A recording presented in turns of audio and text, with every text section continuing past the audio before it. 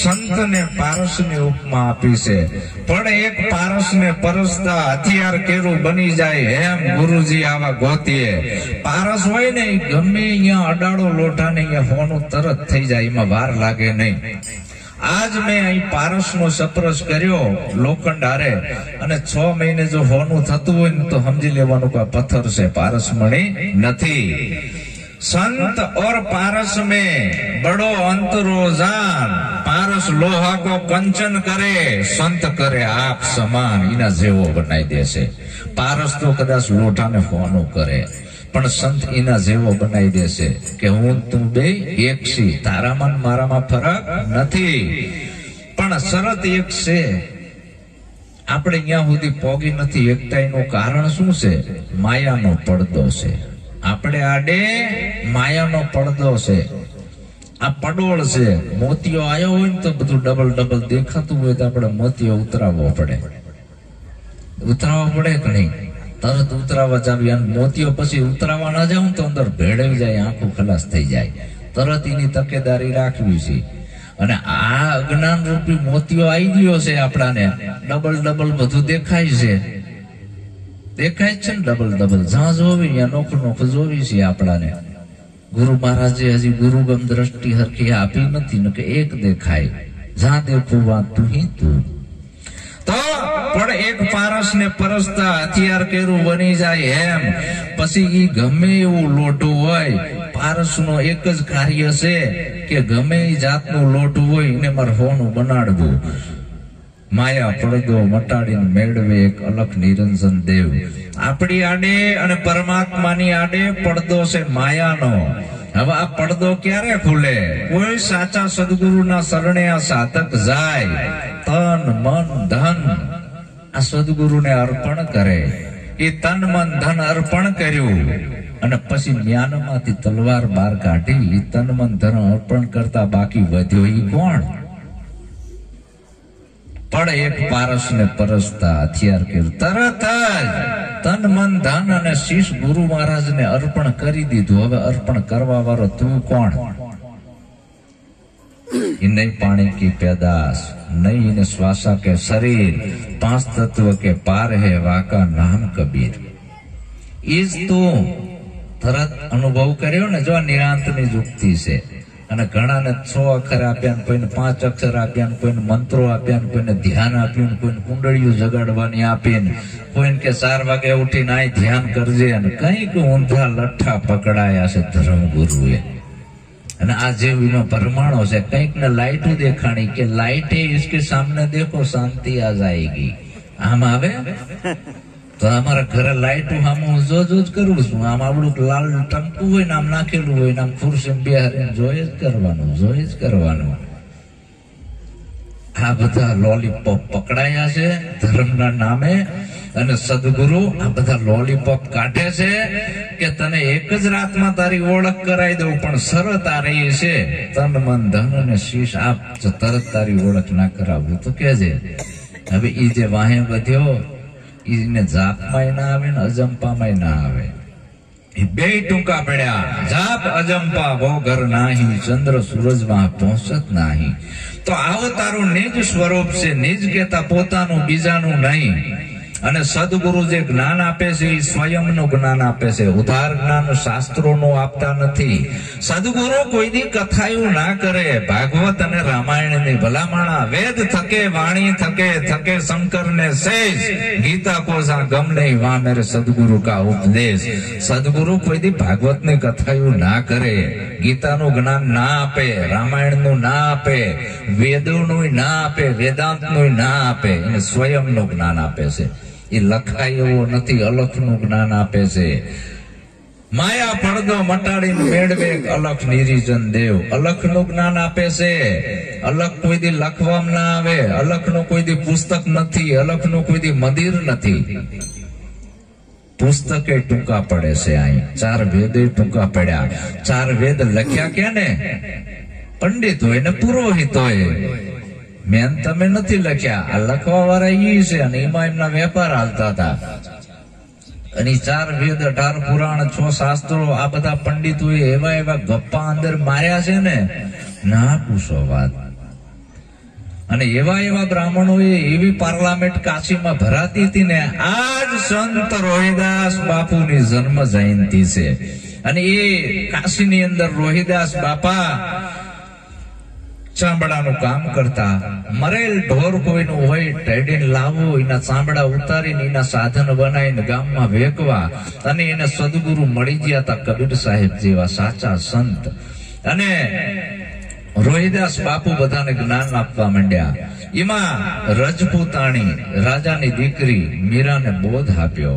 જ્યાં મીરાને બોધ આપ્યો ત્યાં બામણોના પેટમાં તેલ રેડાણું. આ ઢેઢું ઉઠીને કે આ દરબારના બોધ આપતું ક્યાંથી થઈ ગયું છે?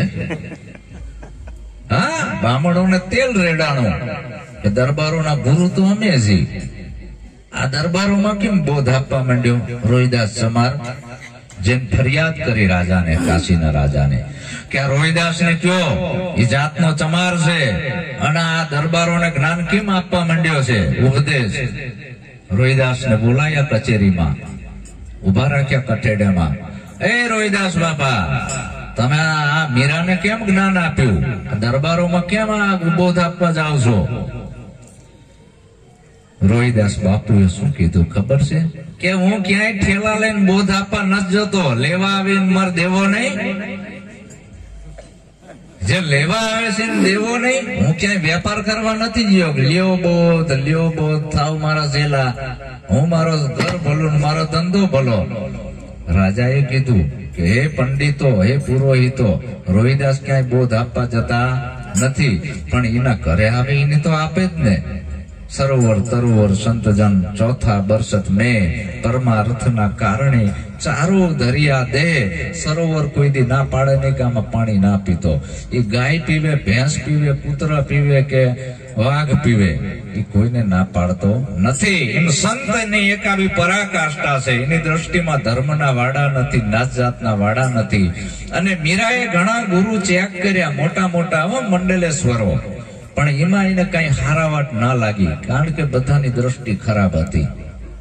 પછી મીરાએ નાના એવા બાલકૃષ્ણની ભક્તિ ચાલુ કરી અને એ નવડાવા જઈ અને મૂર્તિ ડૂબી જઈ.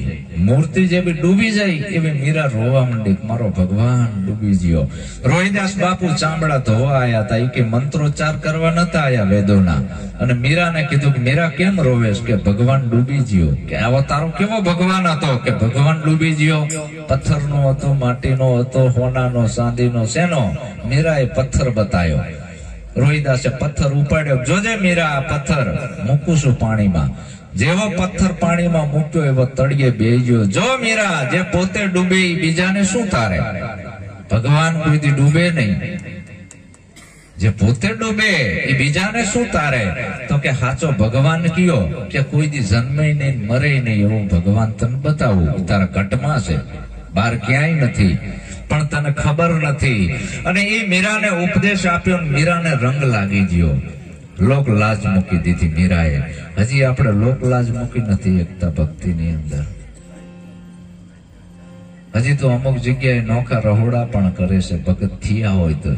તો આ રોહિદાસ બાપુએ આટલું બધી ક્રાંતિ કરી. પંડિતોએ પછી હઠ પકડી કે રોહિદાસ બાપુનો એવો ભગવાન કેવો છે, અમારે શરત લગાવી છે.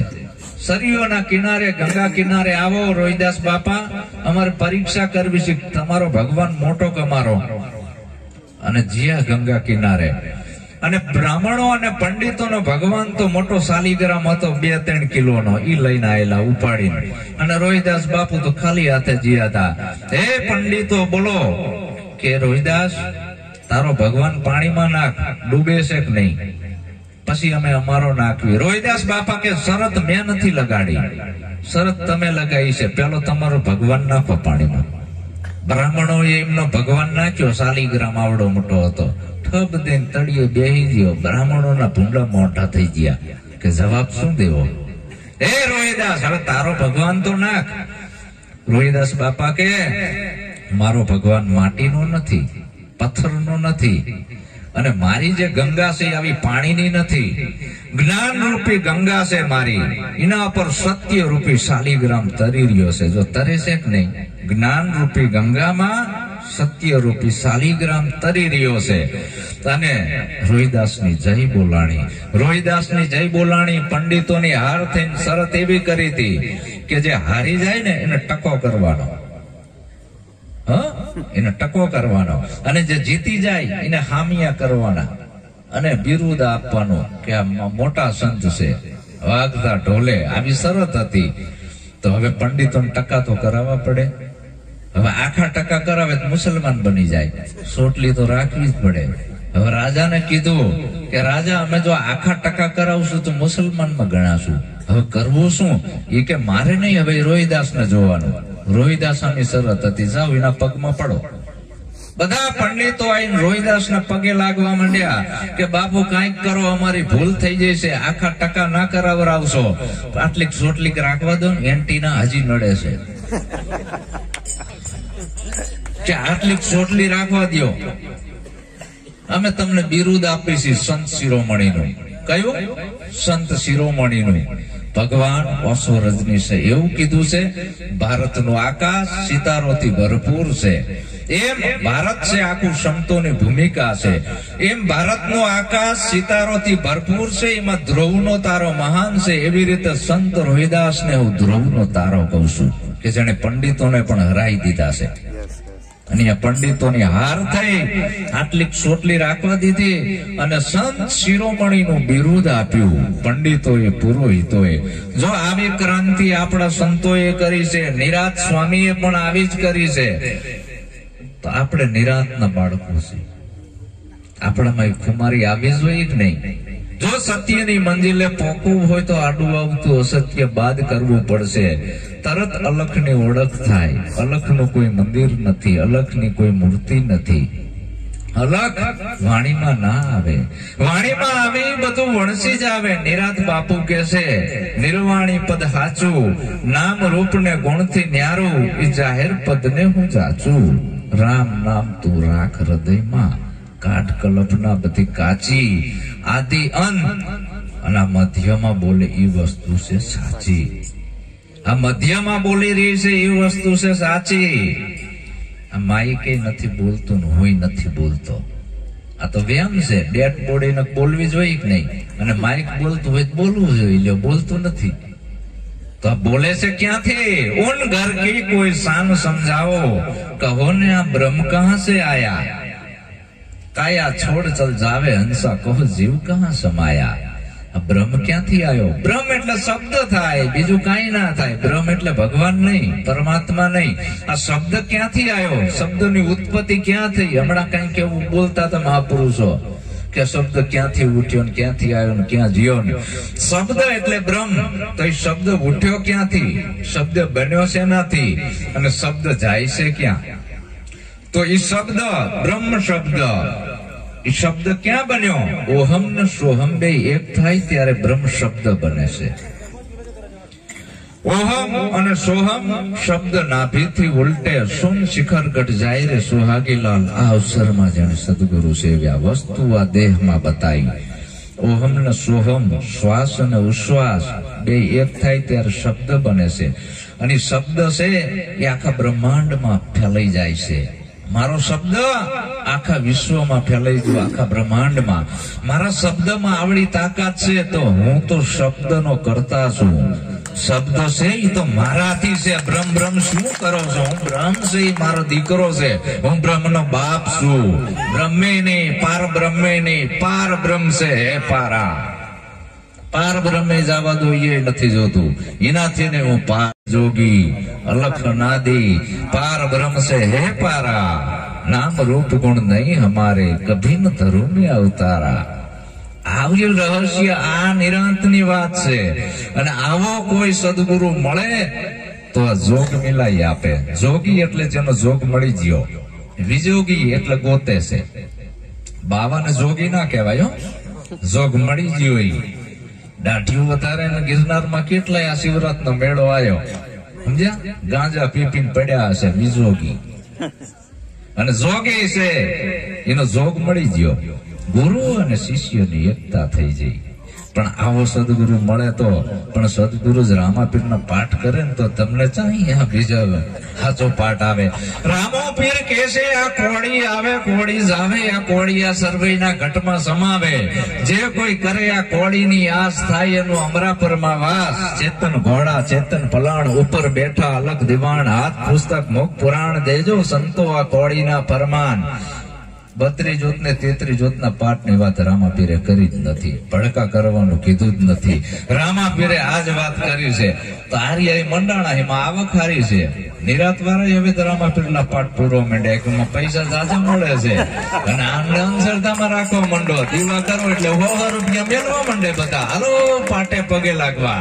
બાપુ તમે કયો વેપાર લઈને બેઠા છો અને તમે શું કરી રહ્યા છો? શરમ આવી જોઈએ. આ ધંધો જ ના કરાય નિરાત વાળાએ પાઠ પૂજા કરવાનો. આવું નિરાત બાપુનો આખા કાવ્યમાં છે આવું નથી આવ્યું. પાઠ પૂરજો એમને દીવો કરવાની એ ના પાડી છે, એને મૂર્તિ પૂજાનું જ ખંડન કર્યું છે. આ નિરાંતની વાત છે, નિર્ગુણ વાત છે, નિર્ગુણ ધારા છે નિરાંતની. આ કળાકોટો રામાપીરે પણ ના પાડી છે. કોળી આવે આ કોળી જ આવે, આ કોળી સર્વેને ઘટમાં સમાવે. જે કોઈ કરે આ કોળીની આસ થાય એનો અમરાપરમાં વાસ. કોળી એટલે આપણી અંદર શ્વાસ આવે છે જાય છે, આવે છે જાય છે. ક્યાંથી આવે છે ને પાછો ક્યાં જાય છે? આ તારી કાયાને દુનિયાનો કોઈ ભગવાન જીવાડતો નથી. આ રહસ્યને તું જાણી લે. આજ કોળી છે પાઠ. આ કોળી એટલે શ્વાસની દોરી તૂટે એટલે રામ બોલો ભાઈ રામ. આજ કોળી છે આ પાઠ. આજ કોળીએ વજરા ધ્રુવ ને પ્રહલાદ સુગરાથી કોળી લે તો સ્વર્ગે જાય, નગણાથી કોળી લે તો નરકે જાય. આ રામાપીરની વાત આવી. એને પણ પોતાની જ ઓળખ કરવાનું કીધું. હે હરજી ભક્તિ કરો તો અગમ ભેદ ને જાણો, અને હું કવિ વચનમાં તમે હાલો. આત્માને ઓળખીને હરજી દેહ ભાવ મટાડો કીધું ને. તો આ વસ્તુ રામાપીરે પણ કીધી છે કે તમારા આત્માની ઓળખ કરી લો. અને છેલ્લી લીટીમાં રામાપીરે કીધું કે સત્યા હોકર સતમાં માલો, સતની સદાય સવાઈ. બાળના ચરણે સીધે રામદેવ બોલ્યા સતની આગળ નથી બીજું કાંઈ. તો આમાં પાઠ પૂજા ક્યાં આવી ગયો? તો ગપ્પા નથી બધા. અને કે રામાપીર કંકુને પગલીએ આયા. આ વિજ્ઞાન યુગ છે તો અત્યારે કેમ નથી આવતા? આ વાતો જોઈને તમે કહેતા હોય તો હોપારી તપ કરું, આકાશમાંથી છોકરા પડવા જોઈએ. તમે કયો ઈ કરવા બાપુ હું તૈયાર છું. તમે કહેતા હોય તો આખું શરીર તોડી નાખું, પણ છોકરા આવવા જોઈએ. કંકુની પગલી આવે કોઈ દી ના આવે, કોઈ દી છોકરા એમ પેદા ના થાય. છોકરા પેદા કરવાનું એક જ દ્વાર છે, સ્ત્રી અને પુરુષનું મિલન થાય તો જ બાળકની ઉત્પત્તિ થાય, બાકી જોગવાઈ નથી. તો રામ અજમલ તો વાંજ્યા હતા. આ રામાપીર આયા ક્યાંથી? મોર કોકનો દીકરો તો હોવો જોઈએ ને, ખોળે લીધો હોય કોકનો તો જ આ વસ્તુ બને છે. હું જે બોલું છું એ ગપ્પા નથી હો, બધા સાક્ષી હોય બધી. પણ પંડિતોએ પુરોહિતોએ આવા ગપ્પા માર્યા કે બ્રાહ્મણો તો મુખમાંથી પેદા થયા. હા, બ્રાહ્મણો આવું કીધું. એટલે આમાંથી જ માણા પેદા થતા હશે. શુદ્ર છે એ પગમાંથી પેદા થયા, કે ક્ષત્રિયો ભુજામાંથી પેદા થયા. જોવો તો ખરા કેવા ગપ્પા માર્યા છે અને આપણને ઉલ્લુ બનાયા છે. તો આ બધી પંડિતો પુરોહિતોની આ ષડયંત્ર છે ને, એમાંથી આપણા મહાન પુરુષો મહામાનવો ક્રાંતિકારી સંતો એમાંથી બહાર કાઢે છે કે સાચા ધર્મને જાણી લ્યો. આ કોળી આવે ને કોળી જાવે, તારો શ્વાસ ક્યાંથી આવે છે ને પાછો ક્યાં જાય છે. આ શ્વાસના આધારે જ આપણે જીવીએ છીએ. આપણને દુનિયાનો કોઈ ભગવાન જીવાડતો જ નથી. મગજની મેમોરીમાંથી વાત જ કાઢી નાખવાની, તો મારતોય નથી. એ વાતે મગજમાં કાઢ નાખવાની. ઓલા કે મારો ભગવાન તને મારશે, ભલે મારે, તું ના મારતો, તારો ભગવાન ભલવન મારી નાખે. માર નથી માનવો તાર ભગવાનને. ભગવાનની એ ખબર નથી.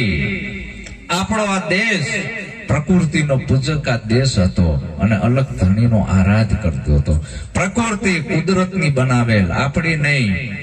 સૂર્ય ચંદ્ર નવલખ તારા, આવો બ્રહ્માંડમાં વાવડો ફૂંકાય, 18 વનસ્પતિ, એક બી બાવો ને એકના અનેક થાય. આ કોણ કરે છે? અહીંયા વિજ્ઞાન ટૂંકું પડ્યું. સૂર્ય વૈજ્ઞાનિકે બનાવ્યો? લ્યો, વિજ્ઞાન ફાંકો કરતા હોય બનાવી દે, લો એવો સૂર્ય, તો હું માનું તમે સાચા. નથી વિજ્ઞાને બનાવેલો સૂર્ય, કુદરતી છે. તો આ બ્રહ્માંડમાં પવન ફૂંકે છે, કોણ ફૂંકે છે? કઈ માનો દીકરો ફૂંકે છે? નથી ખબર. આ પાણી કેને બનાવ્યું? હિન્દુ કે મુસલમાને? આ બધું વ્યાપક છે અને વ્યાપક નો સિદ્ધાંત બધાને લાગુ પડે, કોઈને છોડે નહીં. તો આવી અલખની ઓળખ કરી દો. આ બધી અલખની રચના, અલખ તારી રચના ન્યારી ન્યારી.